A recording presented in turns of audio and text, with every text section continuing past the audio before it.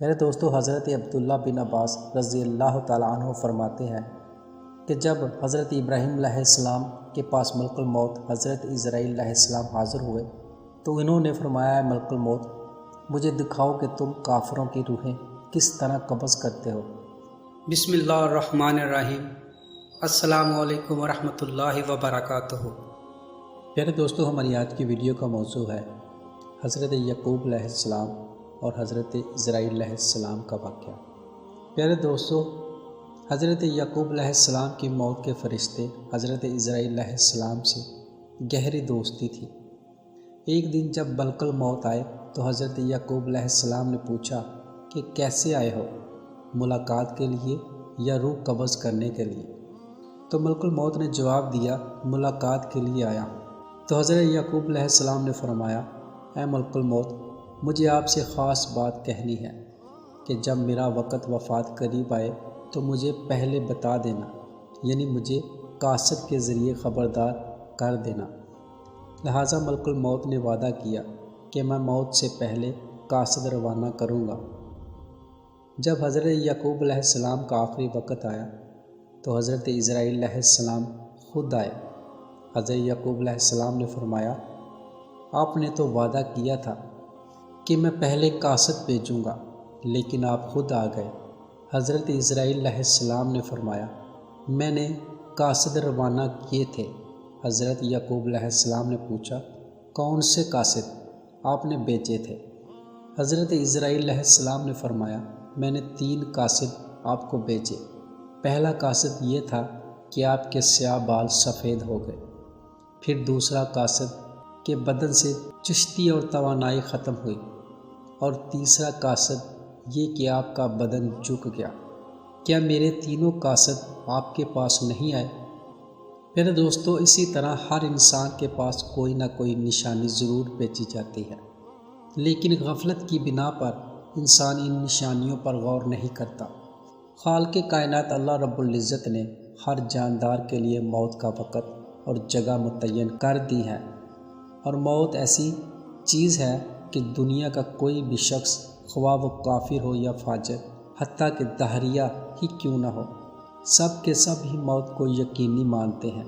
بڑی بڑی مادی طاقتیں اور مشرق سے مغرب تک قائم ساری حکومتیں موت کے سامنے عاجز اور بے بس ہو جاتی ہیں۔ وہب ابن منابع کہتے ہیں کہ ایک بادشاہ نے کسی جگہ جانے کا ارادہ کیا، پہنچنے کے لیے بہترین لباس منگوایا، سواری کے لیے بہترین سواری منگوائی، اس پر سوار ہو کر بڑی شان و شوکت اور متکبرانہ انداز سے نکلا کہ اس کے نزدیک کسی آدمی کی کوئی اہمیت نہ تھی۔ اس دوران اس کے پاس ایک بدحال اور بڑے گندے بالوں والا شخص آیا اور اسے سلام کیا، لیکن بادشاہ نے اپنے غرور اور تکبر کی وجہ سے اس کے سلام کا جواب نہ دیا۔ اس شخص نے اس کے گھوڑے کی لگام پکڑی۔ بادشاہ نے کہا کہ لگام پکڑ کر تو نے بہت بڑی غلطی کی۔ اس نے کہا، میں تیرے پاس ایک ضرورت سے آیا ہوں۔ بادشاہ نے کہا کہ میرے اترنے کا انتظار کر۔ اس نے کہا، نہیں، اسی وقت کام ہے۔ یہ کہہ کر اس نے لگام کو زور سے جھٹک دیا۔ بادشاہ نے کہا کہ ٹھیک ہے، اپنی ضرورت بیان کر۔ اس شخص نے کہا کہ ایک راز کی بات ہے۔ بادشاہ نے اپنا چہرہ اس کے قریب کیا، اس کے کان میں سرگوشی کی کہ میں ملک الموت ہوں۔ یہ سن کر بادشاہ کا رنگ متغیر ہو گیا اور زبان لڑکھڑانے لگی اور کہنے لگا، مجھے اتنی مہلت دے کہ میں گھر واپس جاؤں اور اپنی بات ضروریات پوری کر لوں اور اپنے اہل و عیال کو الوداع کہہ دوں۔ ملک الموت نے کہا، اب اس کی اجازت نہیں، اب کبھی تو اپنے گھر والوں کو اور اپنے مال و متاع کو نہیں دیکھ سکے گا۔ یہ کہہ کر ملک الموت نے اس کی روح قبض کر لی اور وہ سواری سے بے جان لکڑی کی طرح زمین پر گر پڑا۔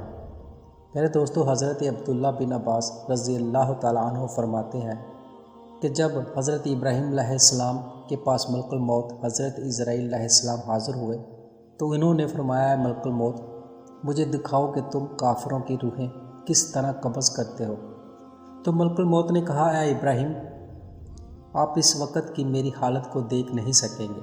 حضرت ابراہیم نے فرمایا، میں دیکھ سکنے کی طاقت رکھتا ہوں۔ تو حضرت اسرائیل علیہ السلام نے عرض کی کہ آپ اپنا رخ پھیر لیجئے۔ جب کچھ دیر بعد حضرت ابراہیم علیہ السلام نے پلٹ کر ملک الموت کی طرف دیکھا تو وہ سیاہ رنگ کے آدمی کی شکل میں تھے۔ ان کا سر آسمان تک پہنچ رہا تھا، ان کے منہ سے آگ کے شعلے نکل رہے تھے اور ان کے جسم کا ہر بال ایک ایسے انسان کی صورت میں تھا جس کے منہ اور کانوں سے آگ کے شعلے نکل رہے تھے۔ حضرت اسرائیل علیہ السلام کی یہ حالت دیکھ کر حضرت ابراہیم علیہ السلام پر غشی طاری ہو گئی۔ کچھ دیر کے بعد افاقہ ہوا اور اس عرصے میں ملک الموت علیہ السلام اپنی پہلی صورت میں آ چکے تھے۔ حضرت ابراہیم علیہ السلام نے فرمایا، اے ملک الموت، اگر کافر کو موت کے وقت آپ کی صورت دیکھنے کے علاوہ کوئی اور غم یا آزمائش نہ بھی پہنچے تو یہی اس کے لیے کافی ہے۔ اب مجھے دکھاؤ کہ تم مومن کی روح کس طرح قبض کرتے ہو۔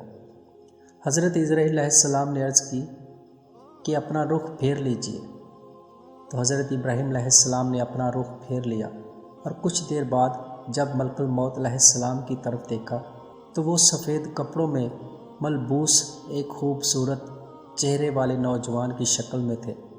حضرت ابراہیم علیہ السلام نے فرمایا، اے مومن، اپنی موت کے وقت آپ کی صورت کے علاوہ کوئی اور آنکھوں کی ٹھنڈک یا کرامات نہ بھی دیکھ سکے تو یہی اس کے لیے کافی ہے۔ حضرت اسرائیل علیہ السلام مومن اور کافر ہر انسان کی روح قبض فرماتے ہیں، لیکن جب کافر کی روح قبض فرماتے ہیں تو اس وقت انتہائی ڈراؤنی شکل میں اس کے پاس آتے ہیں، اور جب مومن کی روح قبض فرماتے ہیں تو انتہائی خوبصورت شکل میں اس کے پاس تشریف لاتے ہیں، اس کے ساتھ نرمی و شفقت بڑا سلوک فرماتے ہیں۔ اسی طرح ایک بندہ مومن سے ملک الموت کی ملاقات ہو گئی۔ ملک الموت نے اس بندہ مومن سے کہا کہ مجھے تم سے ایک راز کی بات کہنی ہے۔ تو اس نے کہا، ضرور کہو۔ ملک الموت نے کہا کہ میں ملک الموت ہوں۔ اس نے کہا کہ خوش آمدید، آپ سے ملنے کا مجھے شوق تھا۔ ملک الموت نے کہا کہ جو کام تم نے کرنا ہے وہ پورا کر لو۔ اس شخص نے کہا کہ مجھے خدا کی ملاقات سے زیادہ کوئی کام محبوب نہیں، اب میری روح قبض کر لے۔ ملک الموت نے کہا کہ تم کس حالت میں مرنا پسند کرو گے؟ اس نے پوچھا، تمہیں اس کا اختیار ہے۔ ملک الموت نے کہا کہ تم جس حالت میں مرنا پسند کرو گے میں اسی حالت میں تمہاری روح قبض کروں گا۔ تو اس نے کہا کہ میں سجدے کی حالت میں مرنا چاہتا ہوں۔ اس نے خدا کے ہاں سر سجدے میں رکھ دیا اور ملک الموت نے اس کی روح قبض کر لی۔ پیارے دوستو، حضرت خضر رضی اللہ تعالیٰ عنہ فرماتے ہیں کہ حضور اقدس صلی اللہ علیہ وسلم نے ایک انصاری صحابی کے پاس حضرت اسرائیل علیہ السلام کو کھڑا ہوئے دیکھا تو فرمایا، اے ملک الموت، میرے صحابی کے ساتھ نرمی اور شفقت سے پیش آنا کیونکہ وہ مومن ہے۔ حضرت اسرائیل علیہ السلام نے عرض کیا، یا رسول اللہ صلی اللہ علیہ وسلم، آپ خوش رہیں، آپ کی آنکھیں ٹھنڈی ہوں، میں آپ پر ایمان لانے والے ہر شخص کے ساتھ انتہائی نرمی اور شفقت سے پیش آتا ہوں۔ اسی طرح حضرت ایمش روایت کرتے ہیں کہ ملک الموت حضرت سلیمان علیہ السلام کی مجلس میں آئے اور ان کے ساتھیوں میں سے ایک کو گورنے لگے۔ جب مجلس برخاست ہوئی تو اس شخص نے حضرت سلیمان علیہ السلام سے پوچھا، یہ کون شخص تھے جو مجھے اس طرح گور رہے تھے؟ حضرت سلیمان علیہ السلام نے جواب دیا، یہ ملک الموت تھے۔ یہ بات سن کر وہ شخص بے حد گھبرا گیا اور کہنے لگا، شاید وہ میری روح قبض کرنا چاہتے ہیں۔ تو حضرت سلیمان علیہ السلام نے اس سے دریافت کیا، تم کیا چاہتے ہو؟ اس شخص نے جواب دیا کہ میں چاہتا ہوں کہ آپ ان سے مجھ کو بچائیں اور ہوا کو حکم دے کے مجھے اڑا کر کہیں دور لے جائیں۔ آپ علیہ السلام نے ایسا ہی کیا۔ تھوڑی دیر بعد ملک الموت دوبارہ مجلس میں حاضر ہوئے تو حضرت سلیمان علیہ السلام نے ان سے پوچھا کہ تم میرے فلاں صاحب کو کیوں گور رہے تھے؟ تو ملک الموت نے کہا کہ مجھے اس شخص کو آپ علیہ السلام کی مجلس میں دیکھ کر حیرت ہو رہی تھی، کیونکہ خدا تعالیٰ نے مجھے اس شخص کو ہند کے فلاں علاقے میں روح قبض کرنے کا حکم دیا تھا، مگر وہ آپ کی مجلس میں تھا۔ مگر جب اس علاقے میں پہنچا تو وہاں موجود تھا جہاں میں نے اس کی روح قبض کرنی تھی۔ حضرت حسن بصری رضی اللہ تعالیٰ عنہ کہتے ہیں کہ ملک الموت ہر روز 3 مرتبہ گھروں کی تلاشی لیتے ہیں، ہر اس شخص کی روح قبض کر لیتے ہیں جس نے اپنا رزق وصول کر لیا ہے اور اپنی عمر پوری کر لی ہے۔ جب اس کے گھر والے روتے ہیں تو ملک الموت کہتے ہیں کہ اس نے اپنی عمر پوری کر لی، جب تمہاری عمر بھی پوری ہو جائے گی تو تمہاری روح بھی قبض کرنے آؤں گا۔ حضرت ابراہیم علیہ السلام نے ملک الموت سے، جن کا نام اسرائیل ہے، دریافت کیا کہ اگر ایک آدمی مشرق میں ہو اور دوسرا مغرب میں اور دونوں کا وقت ایک ہی ہو، یا کسی جگہ روح قبض کرنی ہو جہاں وبا پھیلی ہو یا جنگ ہو رہی ہو، تو تم کیا کرتے ہو؟ تو انہوں نے کہا کہ اللہ کے حکم سے روحوں کو بلاتا ہوں اور وہ میری انگلیوں کے درمیان سما جاتی ہے، تو میں ان کی روح قبض کر لیتا ہوں۔ ایک روایات میں یہ بھی ہے کہ پوری زمین ملک الموت کے لیے ایک پلیٹ کی طرح ہے، وہ جسے چاہتا ہے اس میں سے لے لیتا ہے۔ پیارے دوستو، حضرت علی رضی اللہ تعالیٰ عنہ سے پوچھا گیا کہ وہ کون سا عمل ہے جس سے موت کے وقت ملک الموت انسان کی تعظیم کرتے ہیں اور اس کی روح سکون سے قبض کرتے ہیں۔ جیسے ہی یہ پوچھا گیا تو حضرت علی رضی اللہ تعالیٰ عنہ نے فرمایا، اے شخص، وہ 3 عمل ہے جو انسان یہ 3 کام کر لے تو فرشتہ موت اس کی تعظیم کرتا ہے۔ پہلا عمل کہ انسان زندگی میں اپنے ماں باپ کی خدمت کرتا ہو، ان کا احترام کرتا ہو۔ دوسرا عمل کہ انسان اپنی زندگی میں اللہ کی مخلوقات کو تکلیف نہ دیتا ہو، اپنی زبان اور راحتوں سے اللہ کی مخلوقات کا خیال رکھتا ہو۔ اور تیسرا عمل کہ وہ انسان زندگی میں اہل بیت سے محبت کرتا ہو۔ یاد رکھنا، جو انسان زندگی میں یہ 3 کام کرتا ہے تو مرتے وقت اس کی موت آسان ہو جاتی ہے اور فرشتہ موت اس کی تعظیم کرتا ہے، اور یوں وہ اپنے خالق حقیقی سے جا ملتا ہے۔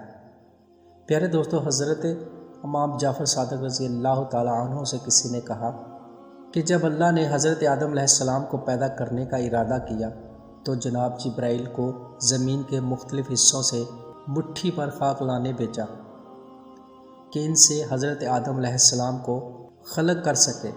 جبرائیل علیہ السلام نے جیسے ہی زمین سے خاک اٹھانی چاہی، زمین نے سوال کیا کہ آدم کی خلقت سے خدا کا کیا مقصد ہے؟ تو جبرائیل علیہ السلام نے کہا، مقصد یہ ہے کہ ان کو اور ان کی ذریت پر عبادت کی ذمہ داریاں ڈالیں، اور ان میں سے جو اطاعت کرے اسے ہمیشہ کے لیے جنت میں رکھا جائے، اور جو ان کی نافرمانی کرے اسے جہنم کی آگ میں عذاب دیا جائے۔ زمین نے جبرائیل علیہ السلام سے یہ باتیں سنی تو اسے خدا کے حق کی قسم دی کہ میرے وجود سے خاک نہ لے جاؤ، کیونکہ مجھ میں خدا تعالیٰ کے عذاب کی طاقت نہیں ہے۔ لہٰذا جبرائیل علیہ السلام زمین سے کچھ اٹھائے بغیر واپس پلٹ آئے اور اللہ تعالیٰ سے عرض کیا کہ زمین نے مجھے تیری بزرگی اور عزت کی قسم دی، لہٰذا میں نے اس میں سے کچھ بھی نہ اٹھایا۔ اللہ تعالیٰ نے مائکائیل اور اسرافیل کو بھی خاک لانے پر مہمور کیا تو زمین نے ان کو بھی قسم دی کہ کچھ نہ اٹھائے، اور وہ بھی اسی طرح بغیر کچھ اٹھائے پلٹ آئے۔ اللہ رب العزت نے جناب اسرائیل کو خاک لانے پر مامور کیا۔ اسرائیل جب زمین سے خاک اٹھانے لگے تو زمین نے انہیں خدا کی بہت قسمیں دی کہ اس میں سے کچھ نہ اٹھائے، لیکن انہوں نے ایک نہ سنی اور کہا، میں اپنے خدا کے حکم کی مخالفت سے ڈرتا ہوں اور تیری آغوزاری کی وجہ سے ہرگز اپنے خدا کے حکم کی خلاف ورزی نہیں کروں گا۔ لہٰذا مختلف مقامات سے خاک اٹھائی اور اللہ تعالیٰ نے ان کی حوصلہ افزائی کر کے فرمایا، چونکہ تو نے خاک لانے میں میرے حکم کی تکمیل کی ہے اور زمین کی فریاد پر اس پر رحم نہیں کیا، لہٰذا اولاد آدم کی روح قبض کرنے پر تجھے مامور کرتا ہوں تاکہ کسی پر رحم نہ کھائے، اور ماں کی گود میں موجود شیر خواہ بچے کی روح کو قبض کر سکے اور ماں اور اس کے بچے میں جدائی ڈال سکے۔ حضرت اسرائیل علیہ السلام نے عرض کیا، اے اللہ، مجھے اس خوفناک اور دردناک عمل کیوں سونپ رہا ہے کہ اس کی وجہ سے مخلوقات میں سے مجھے کوئی محبت نہیں کرے گا؟ تو جواب ملا کہ کوئی بھی کسی کو یہ نہیں کہے گا کہ فلاں اسرائیل کے سبب سے مرا، بلکہ کہیں گے کہ دل کا دورہ یا حادثہ وغیرہ کی موت سے وفات پا گیا۔ پیارے دوستو، اللہ رب العزت نے ہر جاندار کے لیے موت کا وقت اور جگہ متعین کر دی ہے، اور موت ایسی حقیقت ہے کہ دنیا کا کوئی بھی شخص، خواہ وہ کافر ہو یا دہریہ ہی کیوں نہ ہو، موت کو یقینی مانتا ہے، اور اگر کوئی موت پر شک و شبہ بھی کرے تو اسے احمق شمار کیا جاتا ہے، کیونکہ مادی طاقتیں اور مشرق سے مغرب تک قائم ساری حکومتیں موت کے سامنے عاجز و بے بس ہو جاتی ہیں۔ موت بندے کو ہلاک کرنے والی، بچوں کو یتیم کرنے والی، عورتوں کو بیوہ بنانے والی، دنیاوی ظاہری سہاروں کو ختم کرنے والی، دلوں کو توڑنے والی، آنکھوں کو رلانے والی، بستیوں کو اجاڑنے والی، جماعتوں کو منتشر کرنے والی، لذتوں کو ختم کرنے والی، امیدوں پر پانی پھیرنے والی، ظالموں کو جہنم کی وادیوں میں دسانے والی اور متقیوں کو جنت کے بالا خانوں تک پہنچانے والی حقیقت ہے۔ موت نہ چھوٹوں پر شفقت کرتی ہے، نہ بڑوں کی تعظیم کرتی ہے، اور نہ دنیاوی شاہکاروں سے ڈرتی ہے، نہ بادشاہوں سے ان کے دربار میں حاضری کی اجازت لیتی ہے۔ جب بھی حکم میں خداوندی ہوتا ہے تو تمام دنیاوی رکاوٹوں کو چیرتی ہوئی مطلوب کو حاصل کر لیتی ہے۔ موت نہ نیک صالح لوگوں پر رحم کھاتی ہے اور نہ ظالموں کو بخشتی ہے۔ اللہ کے راستے میں جہاد کرنے والوں کو بھی موت اپنے گلے لگا لیتی ہے، اور گھر بیٹھے والوں کو بھی موت نہیں چھوڑتی۔ اخروی ابدی زندگی کو دنیاوی فانی زندگی پر ترجیح دینے والے بھی موت کی آغوش میں سو جاتے ہیں، اور دنیا کے دیوانوں کو بھی موت اپنا لقمہ بنا لیتی ہے۔ موت آنے کے بعد آنکھ دیکھ نہیں سکتی، زبان بول نہیں سکتی، کان سن نہیں سکتے، ہاتھ پاؤں کام نہیں کر سکتے۔ موت نام ہے روح کا بدن سے تعلق ختم ہونے کا اور انسان کا دائرۂ فانی سے دائرۂ بقا کی طرف کوچ کرنے کا۔ پیارے دوستو، ترقی یافتہ سائنس بھی روح کو سمجھنے سے قاصر ہے، حالانکہ اللہ تعالیٰ نے قرآن کریم میں واضح طور پر اعلان فرما دیا ہے کہ روح صرف اللہ کا حکم ہے۔ موت پر انسان کے اعمال کا رجسٹر بند کر دیا جاتا ہے، اور موت پر توبہ کا دروازہ بند اور جزا و سزا کا وقت شروع ہو جاتا ہے۔ حضور نبی رحمت صلی اللہ علیہ وسلم نے ارشاد فرمایا کہ اللہ تعالیٰ بندے کی توبہ قبول کرتا ہے یہاں تک کہ اس کا آخری وقت آ جائے۔ ہم ہر روز، ہر گھنٹے، بلکہ ہر لمحے اپنی موت کے قریب ہوتے جا رہے ہیں۔ سال، مہینے اور دن گزارنے پر ہم کہتے ہیں کہ ہماری اتنی عمر ہو گئی، لیکن حقیقت یہ ہے کہ یہ ایام ہماری زندگی سے کم ہو گئے۔ لہٰذا ضروری ہے کہ ہم افسوس کرنے یا خون کے آنسو بہانے سے قبل اس دنیائے فانی زندگی میں ہی اپنے مولا کو راضی کرنے کی کوشش کریں، تاکہ ہماری روح ہمارے بدن سے اس حال میں جدا ہو کہ ہمارا خالق و مالک ہم سے راضی ہو۔ آج ہم صرف فانی زندگی کے عارضی مقاصد کو سامنے رکھ کر دنیاوی زندگی گزارتے ہیں، اور دنیاوی زندگی کی عیش و آرام اور وقتی عزت کے لیے جد و جہد کرتے ہیں۔ لہٰذا آئیے دنیا کو دنیا کے پیدا کرنے والے کی ہی زبانی سمجھے، اور یہ دنیاوی زندگی تو جنت کے مقابلے میں دھوکے کے سما کے سوا کچھ بھی نہیں۔ اللہ تعالیٰ سورہ آل عمران میں فرماتے ہیں، میں نے دنیاوی زندگی کا فائدہ آخرت کے مقابلے میں کچھ بھی نہیں مگر بہت تھوڑا۔ سورہ توبہ میں اللہ رب العزت ارشاد فرماتے ہیں کہ کہہ دو کہ دنیا کا فائدہ تو تھوڑا سا ہے، اور جو شخص تقوی اختیار کرے اس کے لیے آخرت کہیں زیادہ بہتر اور تم پر ذرا برابر بھی ظلم نہیں ہوگا۔ سورہ نساء میں اللہ تعالیٰ فرماتے ہیں، یہ دنیاوی زندگی کھیل کود کے سوا کچھ نہیں، اور حقیقت یہ ہے کہ دار آخرت ہی اصل زندگی ہے اگر یہ لوگ جانتے ہوں۔ سورہ عمران میں اللہ تعالیٰ ایک بار پھر فرماتے ہیں کہ اس کا مطلب ہرگز نہیں کہ ہم دنیاوی زندگی کو نظر انداز کر کے رہبانیت اختیار کر لیں، بلکہ مقصد یہ ہے کہ اللہ کے خوف کے ساتھ دنیاوی فانی زندگی گزاریں اور اخروی زندگی کی کامیابی کو ہر حال میں ترجیح دیں۔ حضور نبی رحمت صلی اللہ علیہ وسلم کا ارشاد ہے کہ 5 اموار سے قبل 5 اموار سے فائدہ اٹھائے، بڑھاپے سے قبل جوانی سے، مرنے سے قبل زندگی سے، مصروفیات سے قبل فراغت سے، غربت سے قبل مال سے، بیماری سے قبل صحت سے۔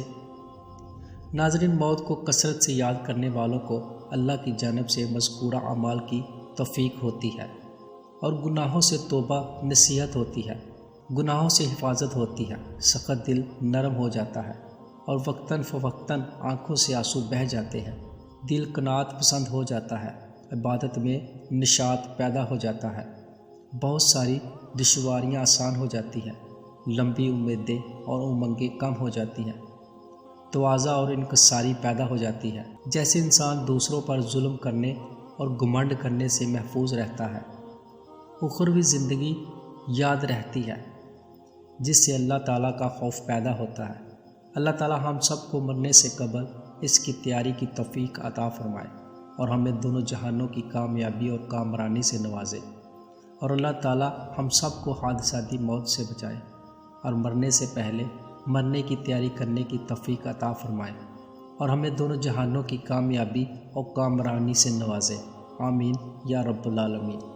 پھر دوستو یہ تھی ہماری آج کی ویڈیو، اور میں امید کرتا ہوں کہ آپ کو ہماری آج کی ویڈیو پسند آئی ہوگی۔ اگر پسند آئی ہے تو ویڈیو کو لائک کیجئے اور اسے اپنے دوستوں کے ساتھ بھی شیئر کیجئے، اور اسی طرح کی معلوماتی ویڈیو دیکھنے کے لیے ہمارے چینل کو سبسکرائب کر کے آل نوٹیفیکیشن کو آن کرنا مت بھولیے۔